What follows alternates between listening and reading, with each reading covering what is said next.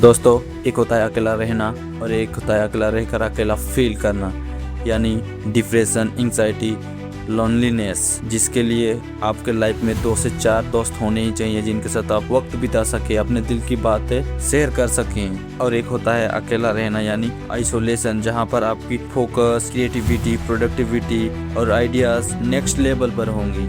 Nikola Tesla जो एक महान वैज्ञानिक रह चुके हैं, जिनके कारण हमारे घरों में इलेक्ट्रिसिटी आती है और जिनके कारण हमें गर्मियों में फैन, कूलर और एसी की ठंडी हवा मिलती है। उन्होंने अकेले रहकर ऐसे 300 इन्वेंशन कर चुके हैं जिनका मानना है be alone that is a secret of invention, be alone that is when ideas are born. अकेले समय बिताओ क्योंकि ये वही पल होता है जहाँ नए नए आइडियाज आते हैं, प्रोडक्टिविटी बनाते हैं। अकेले रहो क्योंकि अकेले में ही सबसे ज्यादा इन्वेंशन होता है। आप सभी ने ये बहुत बार देखा होगा, जंगल का राजा मोस्ट ऑफ द टाइम अकेला रहता है।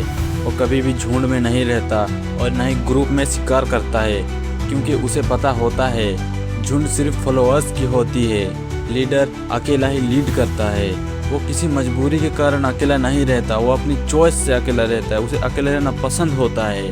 और इस दुनिया के ज़्यादातर सक्सेसफुल लोग इंट्रोवर्ट हैं। इंट्रोवर्ट यानी वो लोग जिन्हें अकेला रहना पसंद होता है, वो लोग जिन्हें भीड़ों में जाना पसंद नहीं होता, क्योंकि वो लोग जानते हैं एक अकेला इंसान कुछ भी कर सकता है। दोस्तों, आज मैं अकेले रहने की 3 ऐसे फायदे बताने वाला हूँ जिन्हें सुनने के बाद आप भी अकेला रहना पसंद करोगे। Number 1, increased focused. जब आप अकेले रहते हो तो दूर रहते हो दुनिया की तमाम डिस्ट्रैक्शन से और उन लोगों से भी दूर रहते हो जो आपके ध्यान भटकाते हैं। आप अपना पूरे ध्यान एक ही जगह पर लगाते हो और लोग चाहकर भी आपकी ध्यान भटका नहीं सकते हैं। आप आइसोलेशन में पहुंच जाते हैं जहां पर आपकी फोकस हाईएस्ट पीक पर होती है। नए नए आइडियाज आएंगे, आप ग्रो करेंगे, आपकी क्षमता का पूरा इस्तेमाल करेंगे। Number 2, self awareness. जब आप अकेले रहते हो खुद को जान पाते हो। Self awareness is the key.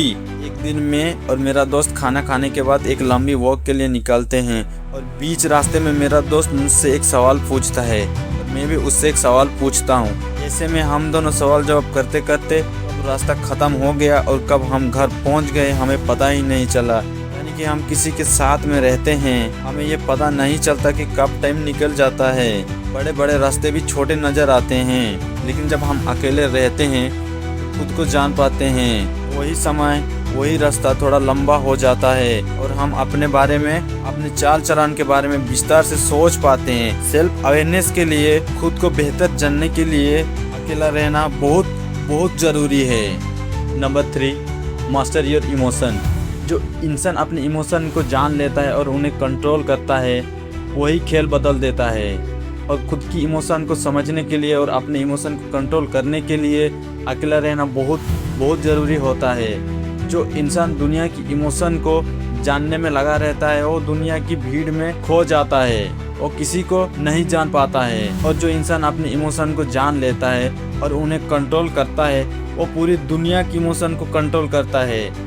आज के जनरेशन में 2 से 4 मिनट के बाद एड आते ही आते हैं, जैसे मैगी, स्प्राइट, माजा और ऐसे बहुत एडवर्टाइजमेंट आते हैं। जब भी कोई बड़ी कंपनी एड करता है तो ये नहीं बताता कि प्रोडक्ट के अंदर क्या क्या स्पेसिफिकेशन होता है, वो डायरेक्ट लोगों के इमोशन के साथ कनेक्ट कर देता है। क्यों?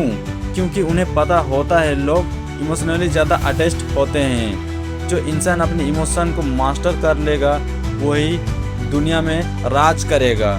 दोस्तों, अकेला रहना बुज़दिली नहीं या कमजोरी नहीं, ये एक ऐसा हथियार है जो किसी भी फील्ड में आपको बादशाह बनाती है। इसीलिए अकेले रहना सीख जाओ और खुद को इतना स्ट्रांग बना लो कि लोग तुम्हें इग्नोर नहीं बल्कि तुम्हारे लिए तरसेंगे।